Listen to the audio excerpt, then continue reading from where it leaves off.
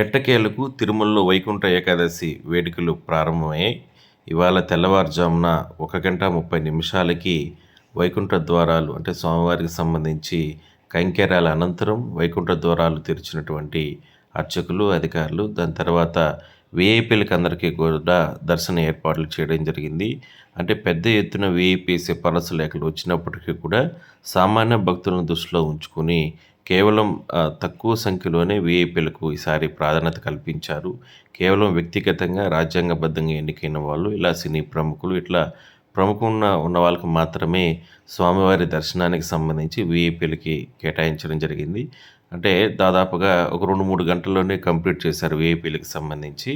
దాని తర్వాత 4:30 నుంచి కూడా ఆ ముందు నుంచే సామాన్య భక్తులకు అందరికీ కూడా ఆల్రెడీ ఈ డిప్ ద్వారా ఏర్పాటు చేసినటువంటి ఏదైతే ఉంటుందో టోకన్స్ అవి తీసుకొని వచ్చిన ప్రతి భక్తునికి కూడా స్వామివారి దర్శనాన్ని ఏర్పాట్లు చేయడం జరిగింది. సో మొత్తం మీద మనం చూడొచ్చు, స్వామివారి ఆలయం వద్ద ఎదురుగా సినీ ప్రముఖులు, రాజకీయ ప్రముఖులు వీళ్ళందరూ కూడా సందడి చేస్తూ కూడా పెద్ద ఎత్తున కుటుంబ సభ్యులతో వాళ్ళు రావడం జరిగింది. వాళ్ళకందరికీ కూడా టీటీడీకి సంబంధించిన అధికారులు, యంత్రాంగం వీళ్ళందరూ కూడా ఏర్పాట్లు చేశారు. మరోవైపు తెలంగాణ ముఖ్యమంత్రి రేవంత్ రెడ్డి కూడా ఆయన కుటుంబ సభ్యులతో రావడం జరిగింది. బాలకృష్ణ సతీమణి, అదేవిధంగానే బండ్ల గణేష్, ప్రముఖ నిర్మాత, మంత్రులు, ఎమ్మెల్యేలు, తెలంగాణ నుంచి కూడా రాజకీయ ప్రముఖులు, ఇట్లా కొంతమంది చాలా రకాలుగా వాళ్ళు తిరుమల స్వామివారి దర్శనానికి, ఎందుకంటే వైకుంఠ ఏకాదశి రోజున మొదటి రోజు శ్రీవారిని దర్శనం చేసుకుంటే ఆ సంవత్సరం అంతా కూడా కష్టాలు తొలగిపోతాయని భక్తుల విశ్వాసం.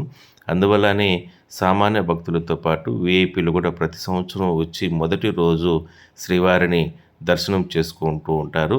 అందులో భాగంగానే వీళ్ళందరూ కూడా తిరుమలకి రావడం జరిగింది. మొత్తం మీద ఆలయం వద్ద చూడొచ్చు, విద్యుత్ దీపాల అలంకరణ, అదేవిధంగానే పుష్పాల అలంకరణ, అదేవిధంగానే అన్ని ఏర్పాట్లు కూడా టీటీడీ చేసిన నేపథ్యంలో వీఐపీలకు కూడా ప్రత్యేకంగా ఆలయం ముందే క్యూ లైన్లన్నీ కూడా భారీ గేట్స్ ఏర్పాటు చేసిన కారణంగా ఎక్కడా కూడా తోపులాట్లకి, తొక్కిసలాట్లకి ఆస్కారం లేకుండా దర్శనం వాళ్ళన్నీ కూడా చేసుకోవడం జరిగింది.